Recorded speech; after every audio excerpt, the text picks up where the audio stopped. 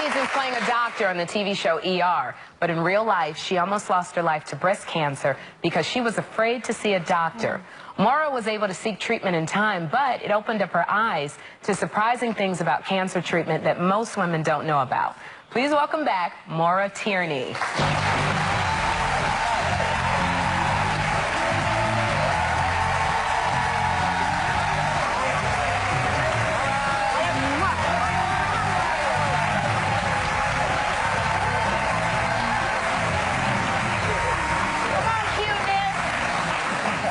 Cute and hip. Now, Maura, you know, in 2000, oh, my sister gave it.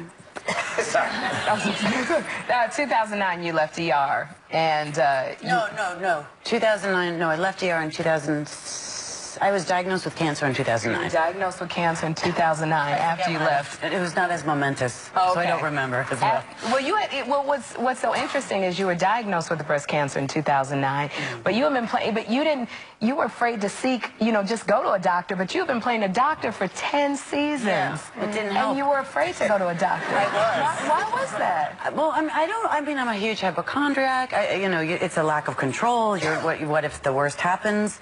And then the worst denial. Exactly. When you went to the doctor, finally, he told you had to have a mastectomy?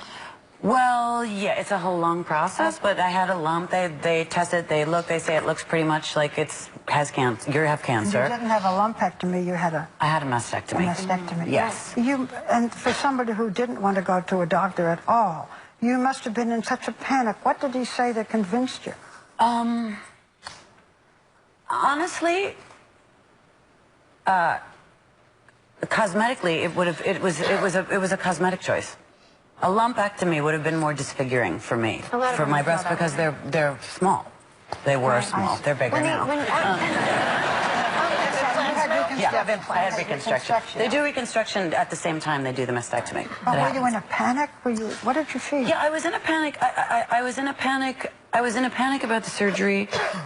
What happened to me was, we did the surgery. They said the margins are clear. I was very lucky. It was detected early. It hadn't spread. It wasn't in my lymph nodes. I thought I was done. Right. And then 10 days later, after the pathology, they were like, well, guess what? It might have spread. No, we're wrong. I had a different kind of cancer, HER2 positive. Fast-moving one, right? Right. And so they said, you're going to need chemotherapy.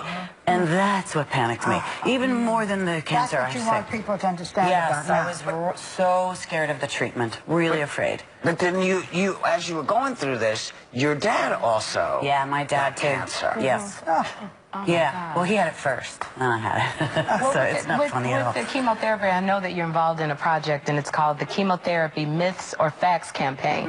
This is sponsored by Amgen, which they make the chemotherapy drugs. They don't make a chemotherapy drug, I don't think. They don't make the chemotherapy drugs. I mean, I'm just working on, this is just about awareness, this campaign. What do you want us most to know about chemotherapy? Because people hear about it, and that just causes that causes more of a panic than the operation. Right. What do you want us to know? I mean, what I want people to know is it was not as, your life is not as restricted and impacted as I was afraid it was going to be. Everybody's different.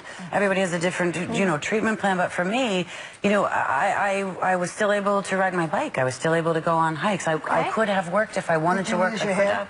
I did lose my hair. Was that difficult? Yeah. That must have been hard. It was hard. For an actress. But it was hard, but it's sort of like, none of it's easy. No. It's all hard. Let's face it. I'm not trying to pretend that it's a walk in the park. We have some people in our cast who wear wigs, so that's not the end of the world. How did it change you? This kind of an ordeal. How did it change you? I mean, I think that it made me ultimately have a lot more gratitude. I'm very grateful for my family. I'm very grateful for my friends. I'm grateful for medicine. I'm grateful for a doctor now. Yes, When you say something, I get checked every 6 months. Actually. How are you now? 3 years, right? 3 years. How are you feeling? How are you doing? I'm feeling good, pretty good. I have to look for some wood, which I always knock on, but so far so good. Great. I'll do that. Well, what about work? So now that things are back on track in terms of career, where are we going to see you?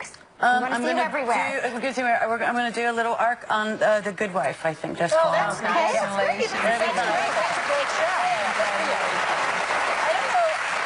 don't don't know if I said the website, which people can go to, No, you which is didn't. called, it's called chemomythsorfacts.com. Okay. And there's lots of references there to patient support groups, National Cancer Society, Stand Up to Cancer. You can hopefully get a lot of very medically based smart facts. So we just want to, before we go, we just clear up. Your health is good, Maura. Yes. You're doing well. As far as I know. Everything's good. Yeah. All right, and you knocked on the wood. And I knocked on the wood. Thank you. We want to thank Maura Tierney. We'll be right back with Secret Life, the American Teenager Star.